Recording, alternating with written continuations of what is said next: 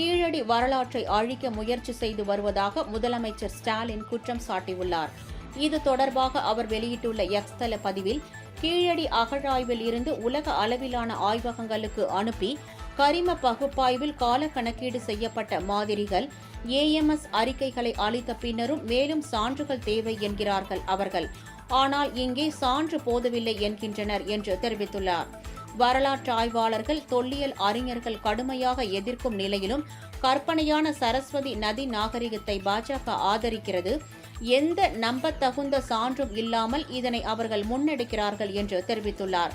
கீழடி மற்றும் தமிழ் பாரம்பரியத்தின் நீடித்த உண்மை குறித்து வரும்போது பாஜக, RSS சுற்றுச்சூழல் அமைப்பு பின்வாங்குவதாகவும், நமது வரலாற்றை வெளிக்கொணர பல நூற்றாண்டுகளாக போராடி வரும் நிலையில் அதை அழிக்க அவர்கள் ஒவ்வொரு நாளும் போராடுகிறார்கள் எனவும் அவர் அந்த பதிவில் தெரிவித்துள்ளார்.